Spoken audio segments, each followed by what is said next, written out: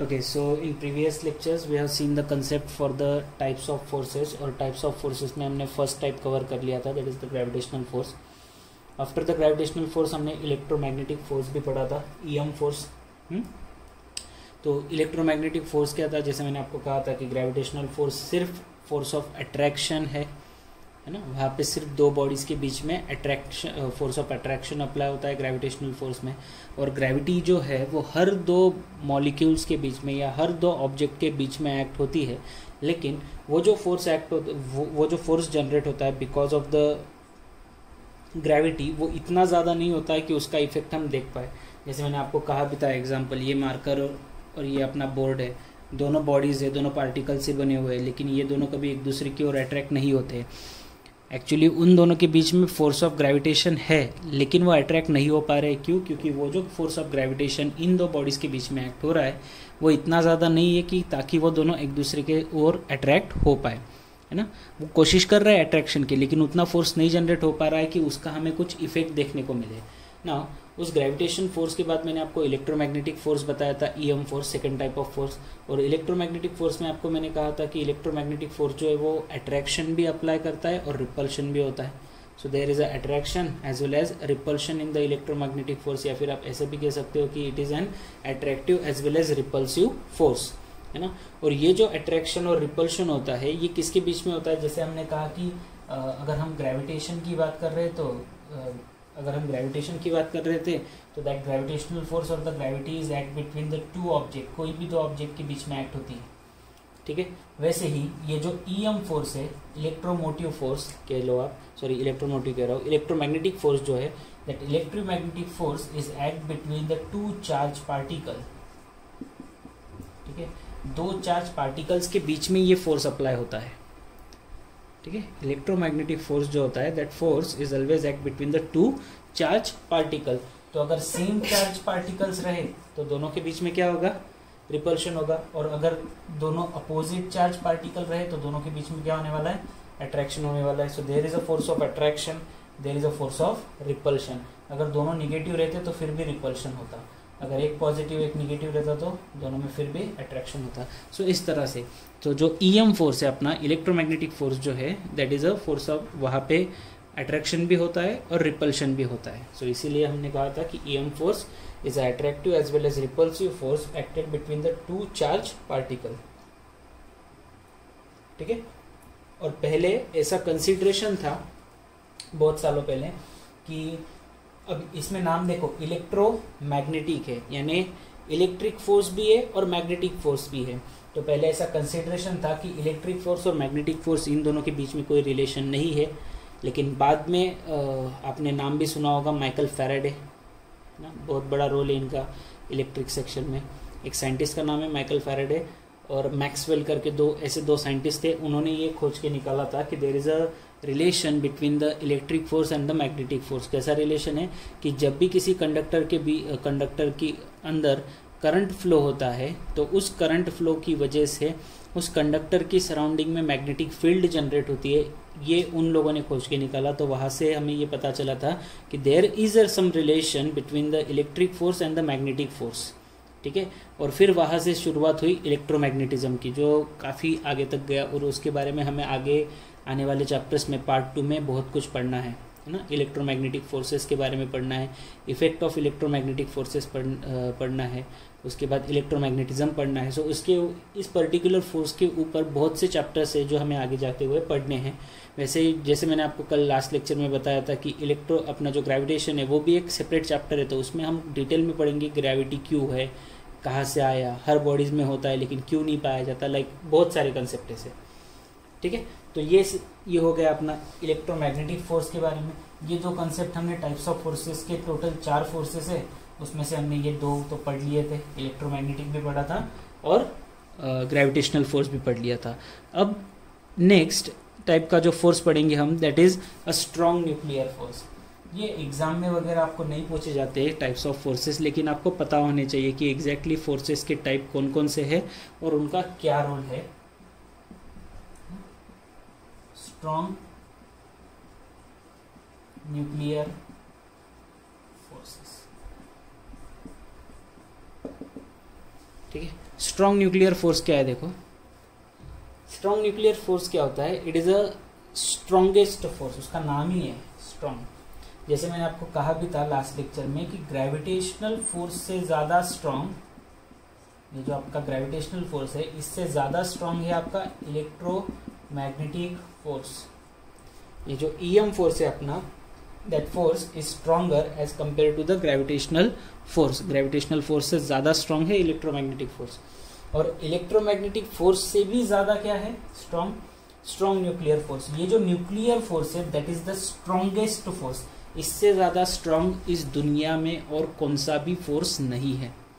सबसे strong force जो है वो कौन सा है, न्यूक्लियर फोर्स है, स्ट्रॉन्ग न्यूक्लियर फोर्स है।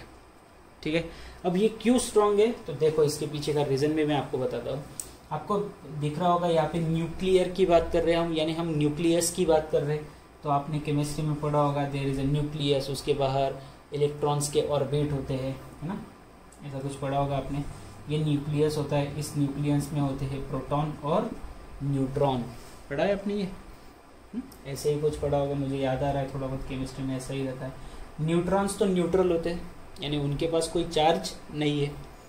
ठीक है, अब किसी भी पर्टिकुलर न्यूक्लियस में बहुत सारे प्रोटॉन्स होते हैं, लाइक 10, 12, 15, 20 बहुत से प्रोटॉन होते हैं ऐसे, और सभी प्रोटॉन का चार्ज कैसा है, पॉजिटिव चार्ज पार्टिकल है।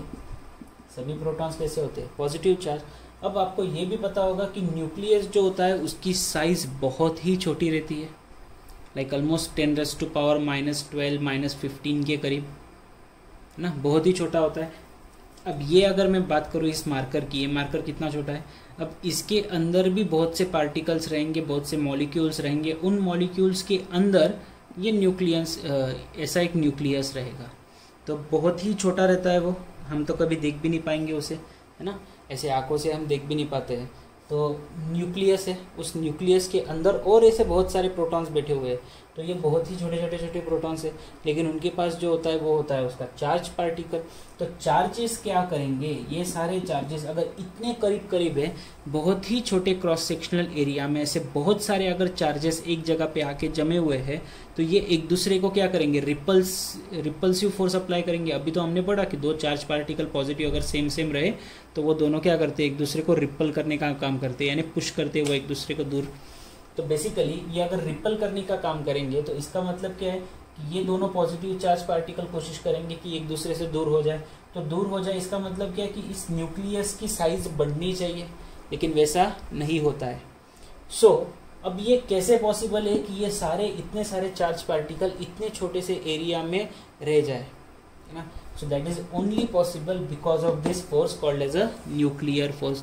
तो इतने सारे प्रोटॉन्स को, इतने सारे पॉजिटिव चार्ज पार्टिकल को इतने छोटे क्रॉस सेक्शन में रखने के लिए हमें एक्सटर्नल फोर्स की ज़रूरत होती है, और वो एक्सटर्नल फोर्स कौन सा होता है, अपना न्यूक्लियर फोर्स होता है। सो न्यूक्लियर फोर्स जो है ये रिस्पॉन्सिबल फोर्स है ताकि ये सारे नंबर ऑफ प्रोटॉन्स या number of positive charge particle उस छोटे से न्यूक्लियस के अंदर रह पाते हैं।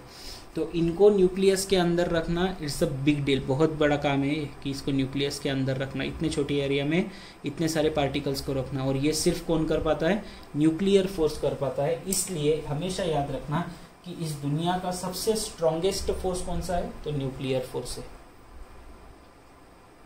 ठीक है, तो डेफिनेशन भी आप इसका लिख सकते हो। डेफिनेशन क्या लिखोगे, this is the strongest force that binds the nucleons together inside the nucleus। Nucleus के अंदर बहुत सारे न्यूक्लियॉन्स यानी कि अपने प्रोटॉन और न्यूट्रॉन, उनको न्यूक्लियॉन्स कहा जाता है, आप केमिस्ट्री में पढ़ते होंगे। तो उनको जो न्यूक्लियॉन्स कहते हैं, बहुत सारे प्रोटॉन्स को, न्यूट्रॉन्स तो न्यूट्रल होते हैं, उनका कोई पॉजिटिव निगेटिव चार्ज है ही नहीं, तो वहाँ पे अट्रैक्शन और रिपल्शन का सवाल ही नहीं आता है। सवाल सिर्फ प्रोटॉन का है कि प्रोटॉन पॉजिटिव चार्ज है तो वो रिपल करते हैं, और उनको वो तो रिपल करते हैं, लेकिन उनको बाहर जाने से कौन रोकता है, तो एक फोर्स है जो कौन सा होता है, आपका न्यूक्लियर फोर्स होता है, और ये सबसे स्ट्रॉन्गेस्ट फोर्स है। ठीक है ना। उसके बाद जो फोर्थ टाइप का फोर्स है आपका, that is weak nuclear force.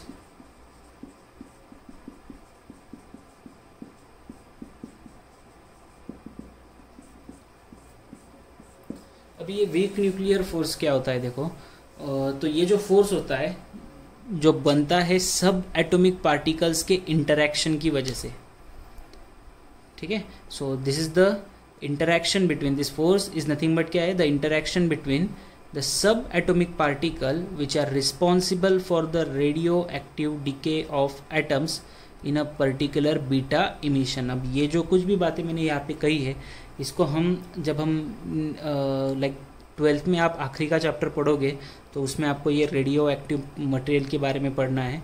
Radio active material पता होगा ना आपको, जिसके अंदर से रेडिएशन निकलते हैं वो, ठीक है।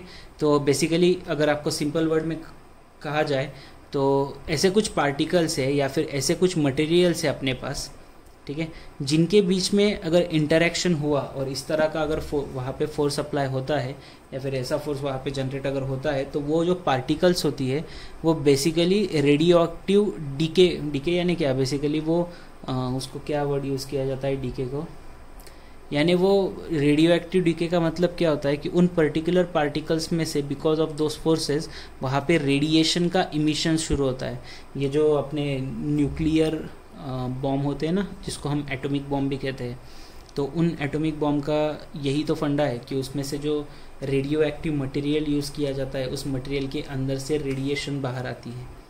न्यूक्लियर बॉम्ब डेंजरस क्यों है, तो वो इसी वजह से डेंजरस है क्योंकि वो एक ही टाइम पे इफेक्ट नहीं करता है, वो बहुत सालों तक इफेक्ट करते रहता है। क्यों? क्योंकि उसके रेडिएशन कंटिन्यूसली बढ़ते ही जाते हैं आगे, है ना। आपने सुना भी होगा कि जापान में लाइक 1900 कब हुआ था और सेकेंड वर्ल्ड वॉर 35 कह रहा हूँ मैं 43-44 के दौरान कुछ तब जाके उन्होंने वो अमेरिका ने न्यूक्लियर बॉम्ब गिराया था हिरोशिमा नागासाकी पे, तो उसकी इफ़ेक्ट उसके अगले 50 साल तक देखने को मिले। तो रीज़न क्या था? वो रीज़न यही है कि वो जो न्यूक्लियर अपना जो रेडियो एक्टिव मटेरियल होता है, जो सब्सटेंस होता है ना, वो कंटिन्यूसली रिएक्ट होते ही जाता है, उसका डीके रुकता नहीं है। डीके वर्ड यूज़ किया जाता है उसके लिए, decay is the word use for the continuous radiation. तो वहाँ पे उसका डीके कंटिन्यूसली होते ही रहता है, तो मतलब उसकी रेडिएशन जो है, उसकी रिएक्शन जो है, वो रिएक्शन कंटिन्यूस होती ही रहती है, ठीक है। तो वो किस वजह से होती है? Because of this weak nuclear force, ठीक है। तो आप वो मैं यहाँ पे पॉइंट्स लिखवा के भी दे सकता हूँ, लेकिन उसका कोई फ़ायदा नहीं होगा, ठीक है। और इसको वीक कहा गया है, ये बात और एक याद रखना कि this is the weak nuclear force. Weak nuclear force यानी ऐसा नहीं है कि ये सबसे वीक न्यूक्लियर फोर्स होता है। ये न्यूक्लियर फोर्स, ये स्ट्रांग वाली न्यूक्लियर फोर्स के कंपैरिजन में वीक है, बाकी तो ये ग्रेविटेशनल फोर्स से भी स्ट्रॉन्गर है, ठीक है। This force is a stronger as compare to the gravitational force, ठीक है। तो आपको चाहिए तो आप इस तरह से याद रख सकते हो कि सबसे कमज़ोर फोर्स कौन सा है? सबसे कमज़ोर है अपना ग्रेविटेशनल फोर्स।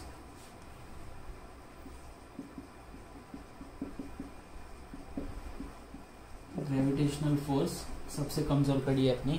उसके बाद आता है अपना वीक न्यूक्लियर फोर्स, उससे ज़्यादा स्ट्रॉन्गर है अपना ईएम फोर्स, इलेक्ट्रोमैग्नेटिक फोर्स, और सबसे स्ट्रॉन्ग है अपना स्ट्रॉन्ग न्यूक्लियर फोर्स। ये लाइन है, ठीक है। Gravitational force, weak nuclear force, EM force, और उसके बाद आखिरी में स्ट्रॉन्ग न्यूक्लियर फोर्स। तो स्ट्रॉन्ग न्यूक्लियर फोर्स जो है that is the most strongest force present in the universe. उसके बाद आता है अपना इलेक्ट्रोमैग्नेटिक फोर्स, उसके बाद वीक, और उसके बाद ग्रेविटेशन। तो ग्रेविटेशनल फोर्स जो है वो सबसे वीकेस्ट फोर्स है, ठीक। चलिए, तो ये आपको समझ में आ गया होगा। तो ये थे आपके चारों टाइप ऑफ फोर्सेस। इसके बाद नेक्स्ट कंसेप्ट हम पढ़ेंगे, उसके पहले इसका एक स्क्रीनशॉट खींच लेते हैं। उसके बाद हम टाइप्स ऑफ फोर्सेस को ही आगे बढ़ाएंगे। और टाइप्स ऑफ फोर्सेस में अब पहली बार तो हमने ये सारे फोर्सेस पढ़ लिए, कौन कौन से? ग्रेविटेशन, उसके बाद ईएम, स्ट्रॉन्ग और वीक न्यूक्लियर फोर्स। ये 4 टाइप ऑफ फोर्सेस पढ़े। नेक्स्ट टाइप ऑफ फोर्सेस पढ़ेंगे हम contact and non contact forces कौन कौन से होते हैं वो देखते हैं। चलो देखो, नेक्स्ट टाइप ऑफ फोर्सेस रहेंगे अपनी contact and non contact forces. अब नाम से ही पता चल रहा है यहाँ पे कॉन्टैक्ट फोर्सेस यानी क्या रहेगा, ऐसे फोर्सेस की जो बॉडीज की कॉन्टैक्ट की वजह से जनरेट हो रहे हैं, और नॉन कॉन्टैक्ट फोर्सेस यानी कि ऐसे फोर्सेस रहेंगे जो बॉडीज के कॉन्टैक्ट के बिना जनरेट हो जाते हैं। जैसे कुछ एग्जांपल्स बताता हूँ मैं आपको तो पता चल जाएगा। देखो जैसे नॉन कॉन्टैक्ट फोर्सेस के कुछ एग्जांपल, डेफिनेशन क्या लिखोगे, the forces which are generated और the forces which are resulted भी कहा जा सकता है, ठीक है। द फोर्सेस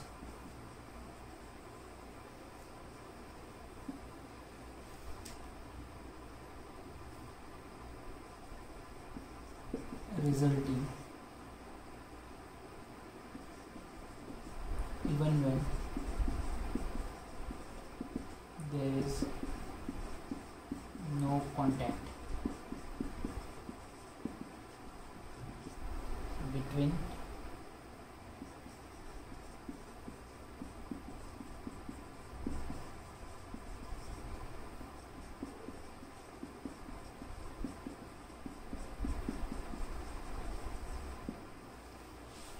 क्या कहा है, देखो नॉन कॉन्टैक्ट फोर्सेस यानी क्या लिखा है, ऐसे फोर्सेस जो जनरेट हो रहे हैं, जो रिजल्टिंग है या फिर जो इफेक्ट कर रहे हैं, even when there is no contact between the objects. जैसे एग्जांपल के तौर पे मैं आपको बोल सकता हूँ ग्रेविटेशनल फोर्स,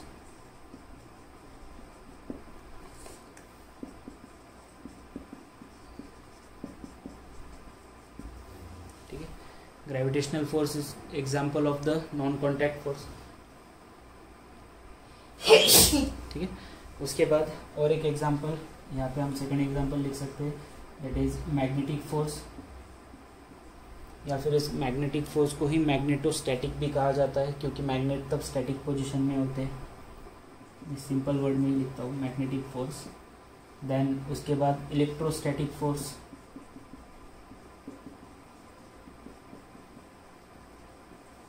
एक्सेट्रा। तो ये सारे ऐसे एग्जाम्पल है फोर्सेस के कि जो बॉडीज़ के बीच में जनरेट हो जाते हैं, जो रिजल्ट करते हैं, जो इफ़ेक्ट बताते हैं, लेकिन उन बॉडीज़ के बीच में कांटेक्ट होना ज़रूरी नहीं है। जैसे ये मार्कर है अपना, इसको अगर यहाँ से छोड़ दिया जाए तो ये नीचे ही जा रहा है, तो आपको बोला जाए तो आपको अगर पूछा जाए कि ये मार्कर नीचे ही क्यों जा रहा है, तो आप सीधा सा आंसर दोगे कि बिकॉज ऑफ द ग्रेविटेशन ये मार्कर नीचे जा रहा है। तो ग्रेविटेशन किसके बीच में एक्ट हो रहा है, ग्रेविटेशनल फोर्स एक्ट हो रहा है मार्कर के और अर्थ की सरफेस के बीच में, अर्थ और मार्कर के बीच में। अब मार्कर का और अर्थ का कांटेक्ट है डायरेक्टली मार्कर और अर्थ का डायरेक्ट कांटेक्ट है क्या, नहीं है ना। अभी मैं घर के अंदर बैठा हुआ और अर्थ सरफेस तो अपना नीचे रहेगा, जो ज़मीन वाला सरफेस रहेगा, हम तो फ्लोर पे ऊपर है हम, तो यहाँ से फिर भी बॉडी कहाँ पे खींची जा रही है, नीचे की ओर। कैसे, वहाँ पे डायरेक्टली कांटेक्ट है दोनों बॉडीज़ के बीच में, अर्थ सरफेस में और मार्कर में, या अर्थ सरफेस में या अपनी इस इंक की बॉटल पे, कहीं पे भी डायरेक्ट कांटेक्ट नहीं है। सो कांटेक्ट ना होने के बावजूद अगर दो बॉडीज़ के बीच में अट्रैक्शन हो रहा है, दो बॉडीज़ के बीच में कुछ रिजल्टेंट फोर्स जनरेट हो रहा है, so that type of force is called as a non contact force. ऐसा फोर्स कि जिसके बीच में क्या हो, कांटेक्ट नहीं हो। विदाउट कांटेक्ट अगर बॉडी के अंदर बॉडी के बीच में अगर फोर्स अप्लाई हो रहा है, so that force is a non contact force.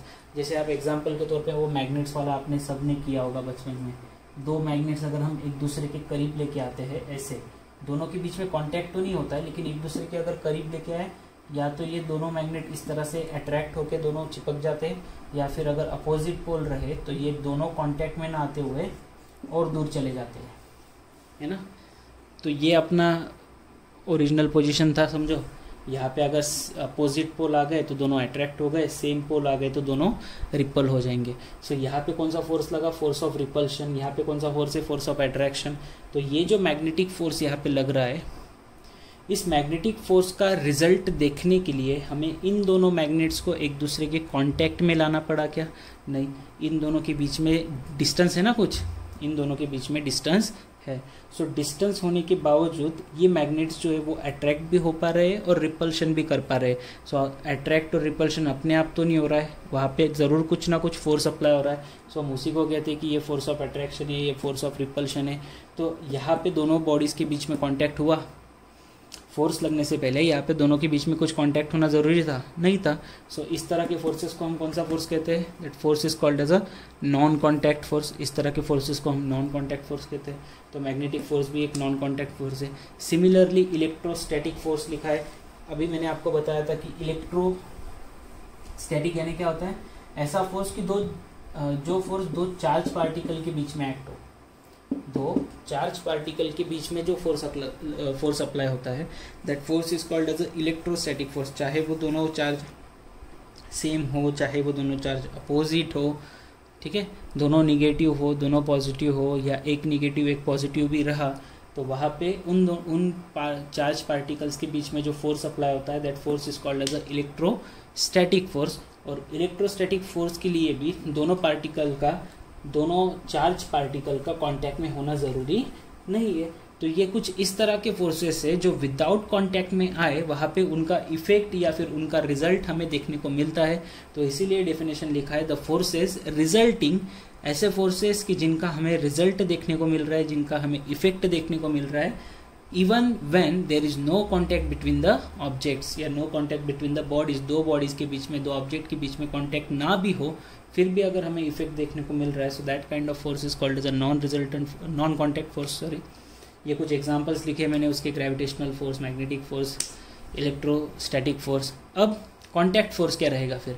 Contact force यानी इस तरह के फोर्सेस जो दो बॉडीज के कांटेक्ट में आने के बाद ही जनरेट होते हैं। तो डेफिनेशन लिख लेते हैं कॉन्टैक्ट फोर्स का।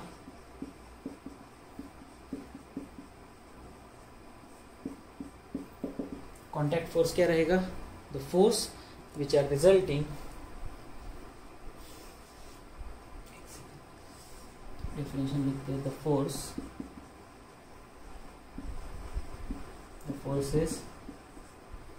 forces resulting only due to contact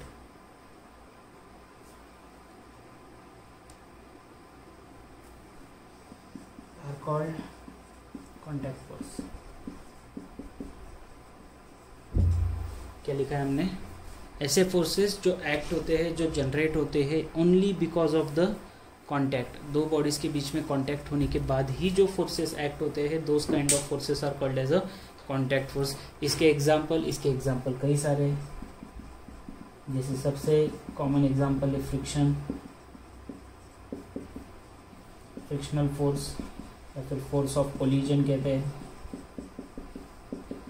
normal reaction भी एक कंसेप्ट होता है।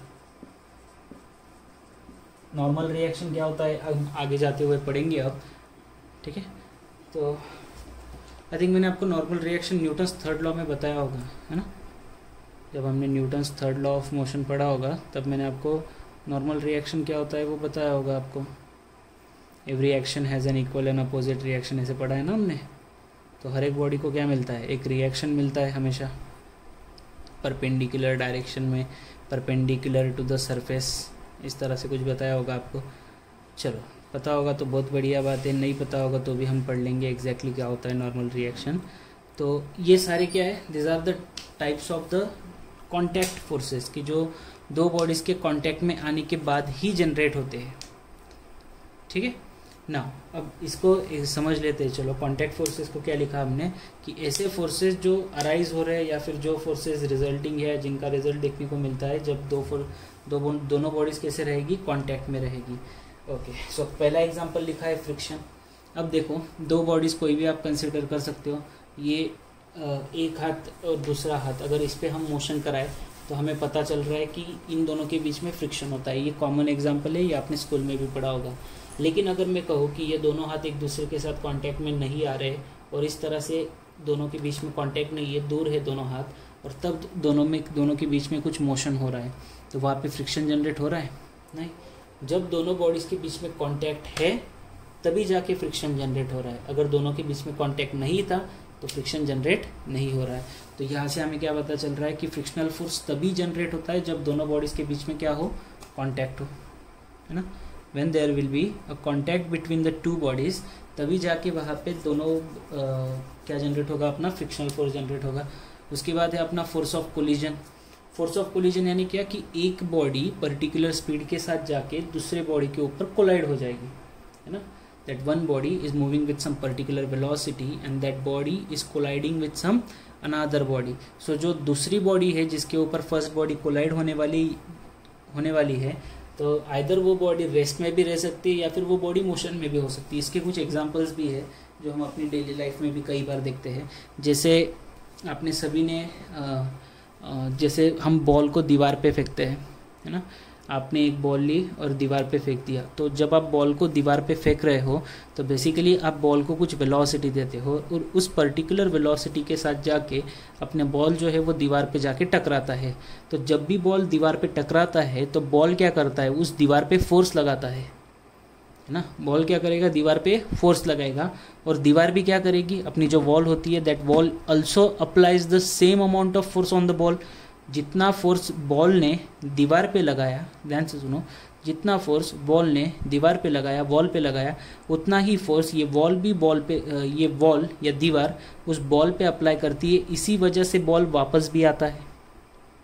Newton's third law. एक्शन मिला, उसको क्या मिला, reaction. Every action has an equal and opposite reaction. जितना आपने एक्शन किया उतना ही आपको क्या मिल रहा है, वहाँ पे रिएक्शन भी मिल रहा है। ठीक है, एक्शन रिएक्शन आपने पहले भी पढ़ा है। नाउ अब यही तो मैं कह रहा हूँ कि अगर दो बॉडीज़ के बीच में कांटेक्ट ही नहीं हुआ, अगर आपने बॉल और दीवार के बीच में कांटेक्ट कराया ही नहीं, तो वो कोलिजन होगा क्या, वहाँ पे कोलिजन होगा? फिर नहीं होगा। जब दोनों के बीच में कुछ पॉइंट ऑफ कांटेक्ट आ रहा है, दोनों बॉडीज़ एक दूसरे के साथ कांटेक्ट में आ रही है, तब जाके वहाँ पे क्या हो रहा है, कोलिजन हो रहा है। So this is also the type of force of collision, is also the type of contact force. इस फोर्स ऑफ कोलिजन को हम इसी चैप्टर में आगे डिटेल डेरिवेशन के साथ पढ़ेंगे। उसके बाद था नॉर्मल रिएक्शन। ये नॉर्मल रिएक्शन मैंने आपको न्यूटन्स थर्ड लॉ में बताया होगा कि जितना हम फोर्स अप्लाई करते हैं उतना ही क्या मिलता है, रिएक्शन मिलता है। मैंने आपको ये एग्जाम्पल भी बताया होगा कि हमारी बॉडी का जो वेट होता है, नॉर्मल रिएक्शन वाला, इसका मैंने एग्जाम्पल भी बताया होगा कि हमारी बॉडी का वेट हमेशा नीचे एक्ट होता है। तो आप अभी चेयर पे बैठे हुए हो, है ना, सरफेस पे बैठे हुए हो, बेंच पे बैठे हुए, किसी टेबल पे बैठे हुए, तो आपकी बॉडी का वेट उस सरफेस पे लग रहा है और वो सरफेस आपको क्या दे रहा है, रिएक्शन दे रहा है, तब जाके आप स्टेबल बैठ पा रहे हो। नहीं तो क्या होता, फोर्स लगने की वजह से आप नीचे की ओर ऐसे कंटिन्यूसली चले जाते, है ना। फोर्स लगने की वजह से नीचे नीचे आप कंटिन्यूसली जाते। क्यों? क्योंकि आपकी बॉडी का वेट नीचे लग रहा है और नीचे से अगर कोई सपोर्ट करने वाला ना होता, जैसे ये आपने लगाया आपकी बॉडी का वेट और ये नीचे से सरफेस देता है रिएक्शन, तो ये लगी एक्शन और ये मिली रिएक्शन। ध्यान से देखो, this is nothing but the weight of the body which is nothing but action, और ये सरफेस से मिली हुई रिएक्शन, ये दोनों सेम होती है, तब जाके हमारी बॉडी बीच में स्टेबल हो जाती है। सो ये जो रिएक्शन मिलती है इसको ही हम क्या कहते हैं, नॉर्मल रिएक्शन कहते हैं। क्यों? क्योंकि ये रिएक्शन हमेशा परपेंडिकुलर मिलती है। That reaction is always perpendicular to surface. तो ये नॉर्मल रिएक्शन भी कब जनरेट होता है, जब दो बॉडीज के बीच में क्या हो, कांटेक्ट हो। ठीक है, तो ये सारे एग्जांपल्स है किसके, कांटेक्ट फोर्सेस के। ठीक, और फ्रिक्शन के बारे में ये भी एक याद रखना कि friction, of course friction force जो होता है वो कांटेक्ट फोर्स है, लेकिन वो तभी जनरेट होता है when there will be a relative motion between the two bodies. जैसे ये हाथ का एग्जांपल ही बेस्ट है, याद रखो, ये एक हाथ है, ये दूसरी, ये एक बॉडी, ये सेकंड बॉडी, दोनों के बीच में कांटेक्ट है, तब जाके फ्रिक्शन जनरेट होगा। हम कहेंगे कि इन दोनों के बीच में कांटेक्ट होगा तो फ्रिक्शन होगा, लेकिन सिर्फ कांटेक्ट होने की वजह से फ्रिक्शन जनरेट हो रहा है कि नहीं, कांटेक्ट के साथ साथ दोनों में क्या होना चाहिए, रिलेटिव मोशन होना चाहिए। एटलीस्ट दोनों में से एक तो भी बॉडी मोशन में होनी चाहिए। ये फ्रिक्शन का एक्सेप्शन है। बाकी दोनों में क्या था, कोलिजन के लिए ये दीवार पे फेंक दिया बॉल, कोलाइड हो गया, आ गया। जब दोनों के बीच में रिलेटिव मोशन है तभी जाके फोर्स ऑफ फ्रिक्शन एक्ट होगा, नहीं तो ये दोनों बॉडीज एक दूसरे के ऊपर ऐसे कांटेक्ट में है, हो रहा है फ्रिक्शन जनरेट नहीं। जब एटलीस्ट दोनों में से एक बॉडी, जैसे नीचे वाला हाथ से सेम रखा है मैंने, ऊपर वाला हाथ आगे पीछे हो रहा है, या फिर ऊपर वाला वैसा ही रख दो, नीचे वाला आगे पीछे करो, है ना, इस तरह से। तो जब दोनों में से एटलीस्ट एक बॉडी या फिर दोनों बॉडीज जब मोशन में रहेगी, उनके बीच में जब कुछ रिलेटिव मोशन होगा, तब जाके फ्रिक्शनल फोर्स जनरेट होता है। ठीक है, तो इसी के साथ आपका कांटेक्ट फोर्स और नॉन कांटेक्ट फोर्स भी खत्म होता है। अभी आने वाले नेक्स्ट लेक्चर में हम रियल फोर्स और सूडो फोर्स पढ़ेंगे, जो काफ़ी इंपॉर्टेंट कंसेप्ट है इस पर्टिकुलर चैप्टर के लिए। ठीक है, सो आज का लेक्चर यही ख़त्म करते हैं। आई होप आपको लेक्चर अच्छे से समझ में आ रहा होगा, और साथ साथ लेक्चर के साथ साथ आपको ये दिखने में भी क्लियरिटी वगैरह ये सब कुछ बेहतर रहेगा। तो इसी तरह से हम इसी ऐप पे अपने लेक्चर्स कंटिन्यू करेंगे जब तक अब ऑफलाइन शुरू नहीं होता है। तो आज का लेक्चर यही ख़त्म करते हैं, मिलते हैं नेक्स्ट लेक्चर में। इसके फ़ोटोज़ मैं आपको ग्रुप पे भेजूँगा, अपने वो फ़ोटोज़ से लिख के रखना है, क्योंकि आपके स्क्रीनशॉट निकलेंगे नहीं अभी, है ना। तो मैं ग्रुप पे इस पर फ़ोटो डाल दूँगा। So see you in the next lecture.